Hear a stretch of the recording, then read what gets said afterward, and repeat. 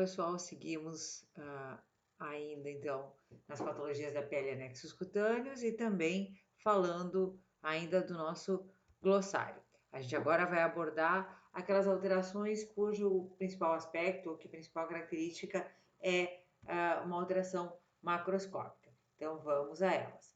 A primeira delas é a alopecia, e a alopecia se caracteriza então pela ausência de pelos, ausência total ou quase que total de pelos em alguma área corpórea.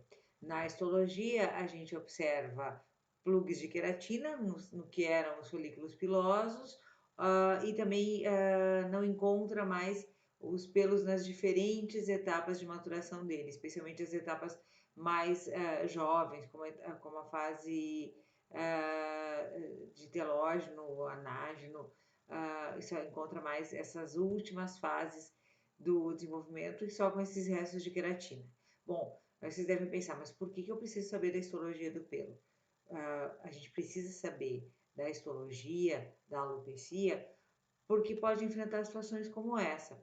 Esse aqui foi o caso de um gato que chegou para a gente, para diagnóstico, e ele tinha alopecias bilaterais aqui na região de abdômen, aqui na região dos membros posteriores, então alopecias bilaterais praticamente simétricas, e a gente chegou então a suspeitar na época de doença endócrina, fez a histologia e verificou que a pele estava completamente íntegra.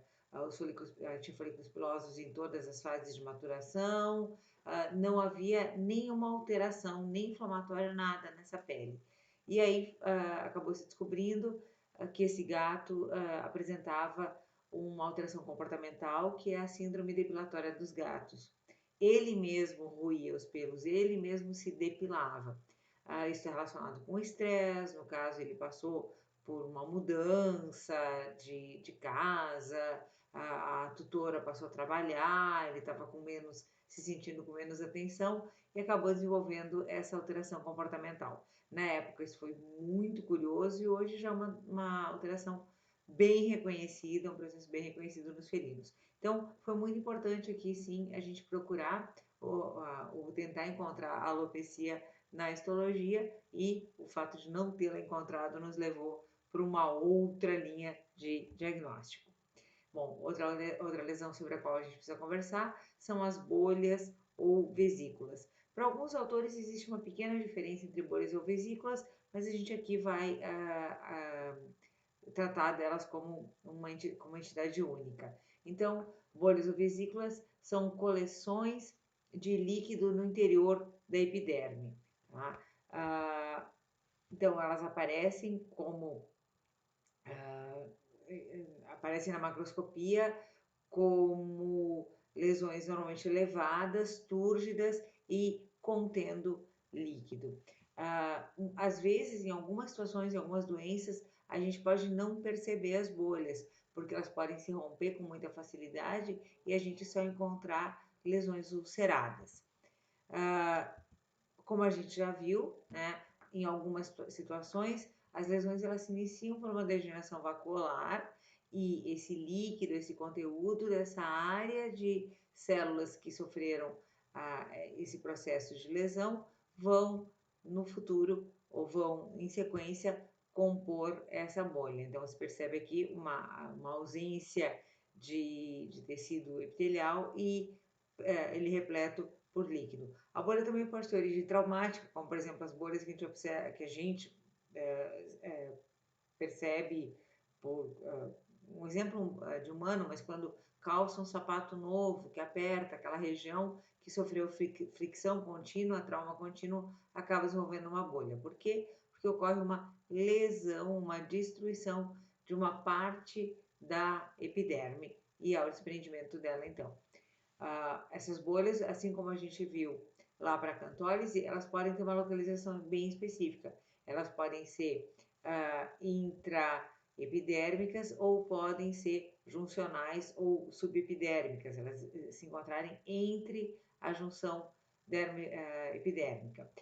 Nesse caso da bolha intraepidérmica, percebe aqui que a superfície, ou o que a gente chama de teto da bolha, vai ser muito mais fino. Então, essa é uma bolha que resiste menos a qualquer trauma ou qualquer fricção ou qualquer circunstância que o animal esteja sendo submetido. Então, quando se tem bolhas intraepidérmicas, geralmente são aquelas bolhas bem frágeis e que talvez a gente nem perceba a bolha no desenvolvimento da doença. A gente vai observar só as lesões ulceradas.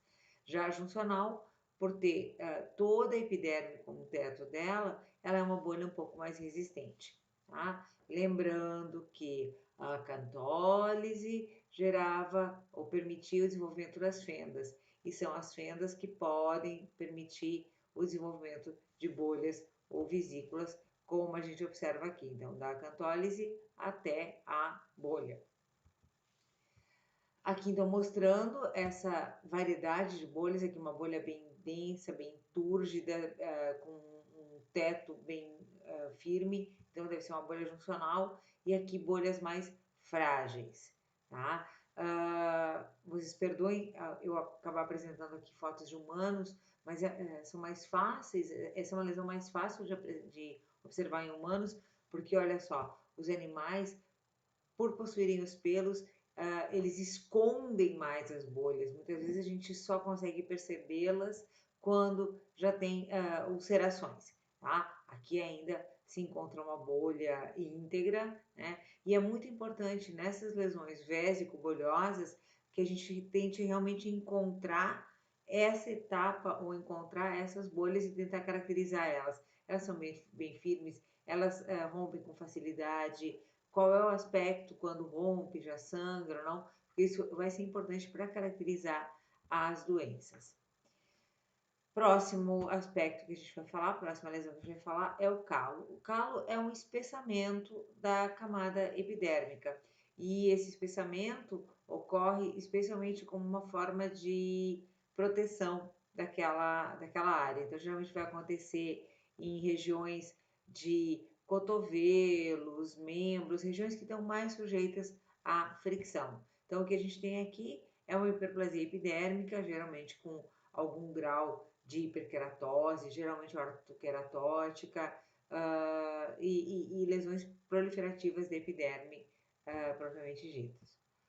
Próximo termo que a gente precisa esclarecer é o termo comedo. Comedo vem do latim e quer dizer glutão, tá?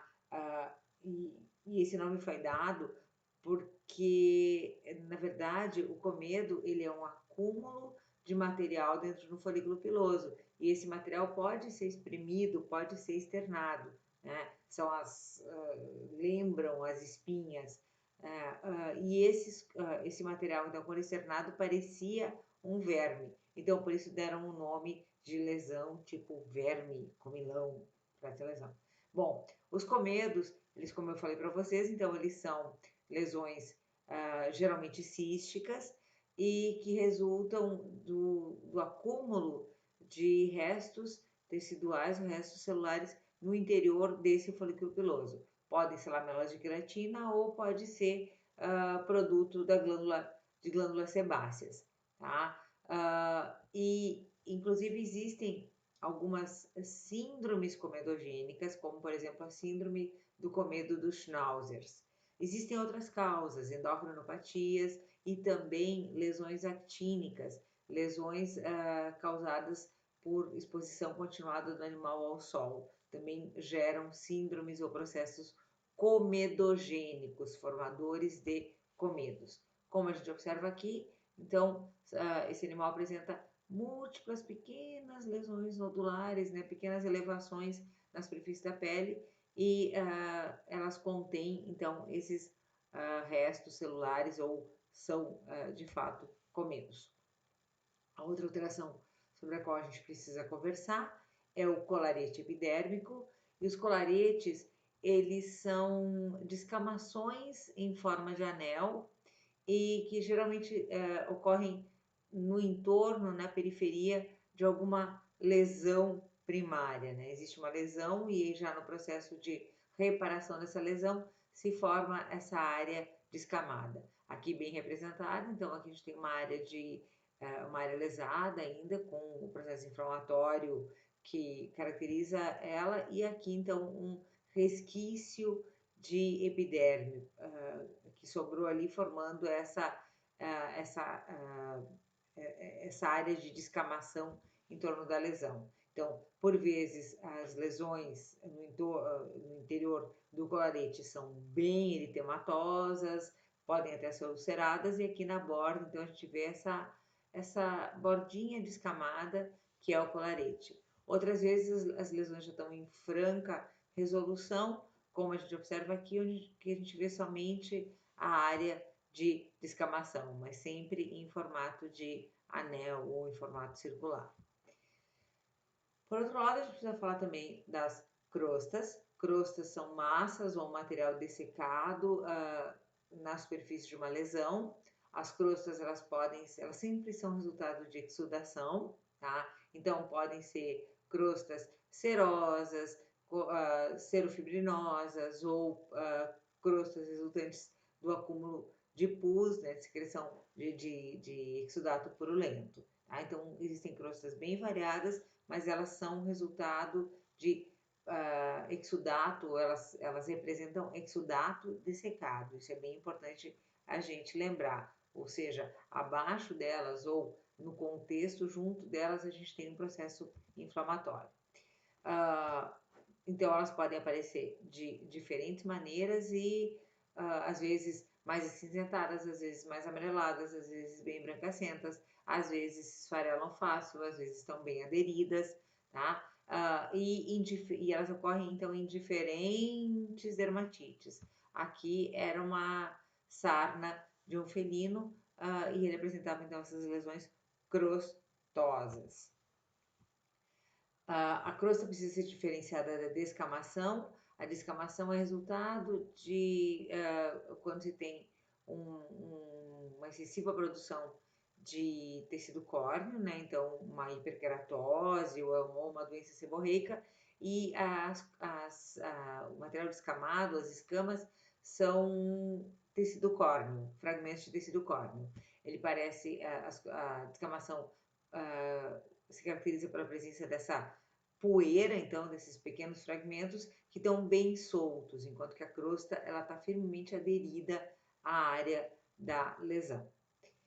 A gente precisa falar dessas lesões que cursam com perda da integridade ou com formação de solução de continuidade na pele, e a primeira delas é a escoriação. É uma lesão geralmente linear, mais superficial e que aparece, ou que se caracteriza, então, pela perda de tecido cutâneo, tá? Mas ela é uma lesão bem superficial. Da mesma forma, a fissura, ela também se caracteriza pela perda de tecido cutâneo, mas ela é uma lesão que tende a ser um pouco mais profunda. Alguns autores dizem que a escoriação e a fissura são lesões lineares e devem então ser diferenciadas da erosão e da úlcera, que são lesões já com que podem ter mais largura, mais comprimento, mas a erosão ela é uma lesão mais superficial, que não invade a epiderme, enquanto que a úlcera é uma lesão mais grave, também de forma irregular, e que invade, que destrói, que cursa com destruição da epiderme, invadindo inclusive a derme e às vezes até a hipoderme. Outra lesão muito importante e muito corriqueira é a liquenificação, ou também conhecida como paquidermite ou paquidermia, que é um espessamento de uma área bem grande da pele. A pele fica rugosa, às vezes hiperpigmentada, como a gente vê aqui, tá? E ela apresenta então esse aspecto irregular, tá? Aqui a gente tem uma lesão também proliferativa da pele, é uma lesão já relacionada com processos inflamatórios, crônicos, então ela é uma lesão, essa lesão ela envolve também fenômenos reparativos. Uma coisa que é muito importante falar sobre a liquenificação é que, como eu falei, ela é já um resultado de uma lesão, ela muitas vezes é um processo reparativo. Então, uma biópsia dessa área normalmente não nos traz muitos resultados para diagnóstico. A gente deve procurar sempre onde a lesão primária está ativa. Isso aqui já é uma lesão secundária, é uma resposta frente a uma lesão primária que aconteceu ali. Pode ter sido uma infecção bacteriana, pode ter sido uma infecção fúngica, mas aqui a gente não encontra mais o agente, tá? Então isso é muito importante, a gente não se preocupar demais com a área lignificada, né? Sim, com a terapia, com o tratamento, mas ela não é uma área útil para diagnóstico patológico, tá? Então, bem de perto, a gente observa que ela é uma área, às vezes a gente fala que são lesões gretadas, né? São lesões que têm essa irregularidade, essas fendas ou projeções para dentro dessa pele, mas na verdade ela é uma irregularidade. A pele aqui está, de certa forma, íntegra, sem solução de continuidade. A gente agora vai falar de uma sequenciazinha de lesões ou de uma série de lesões que podem se interrelacionar. A primeira delas é a mácula, que nada mais é do que manchas geralmente avermelhadas, então se chama de mácula vasculo-sanguínea, tá? Então são lesões muito pequenas, de menos de 1 centímetro de diâmetro e que tendem a ser avermelhadas. Alguns autores falam que máculas também podem ser hiperpigmentadas e chamam então de mácula pigmentar. Outros autores preferem dizer que essas lesões não podem ser chamadas de mácula e são, na verdade, melanoses. Eu tenho uma tendência a concordar com eles e prefiro chamar de mácula aquelas lesões avermelhadas que a gente viu anteriormente, né, o que a gente chamou de mácula vasculo-sanguínea, porque essas aqui normalmente estão relacionadas com processos inflamatórios. Aquelas melanoses, elas são, às vezes, até cicatriciais. Então, considerar como mácula esse processo mais ativo, esse processo de dermatite ativa, eu acho que facilita, inclusive, para a gente pensar em diagnósticos, tá? Outra lesão e que às vezes está relacionada, às vezes é a evolução de uma mácula, é a pápula. A pápula são pequenas elevações na epiderme, tá? Elevações que vão ter, sei lá, no máximo 1 centímetro de diâmetro e que também representam, na sua grande maioria, lesões inflamatórias da epiderme. Então, aqui mostrando uma uma pápula bem delimitada, então essa área de elevação.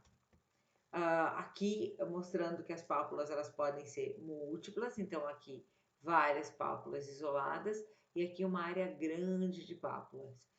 É importante frisar que essas lesões não são císticas, elas não têm conteúdo, são lesões sólidas, razoavelmente firmes.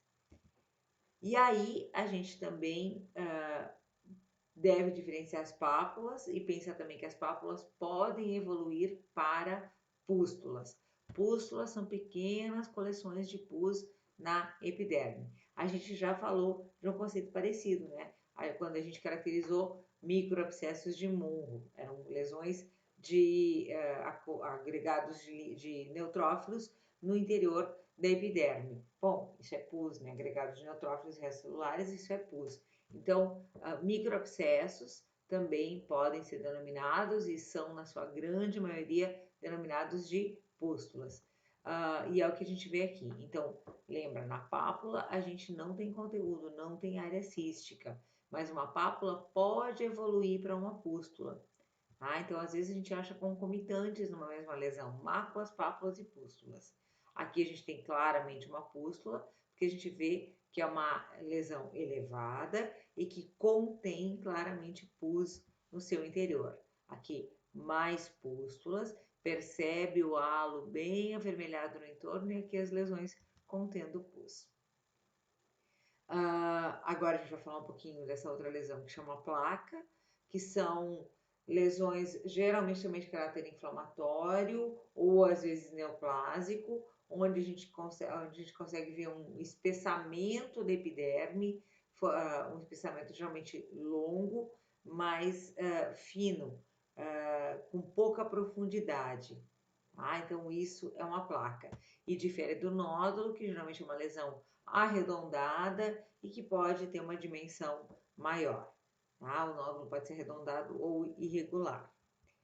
Com isso, a gente encerra esse nosso momento glossário e se sente, então, capacitado para conseguir falar de outras doenças ou, efetivamente, das doenças da pele, tá? Das patologias da pele, que a gente vai começar a ver agora na sequência, tá bom? Até lá, então, e seguimos nos vendo.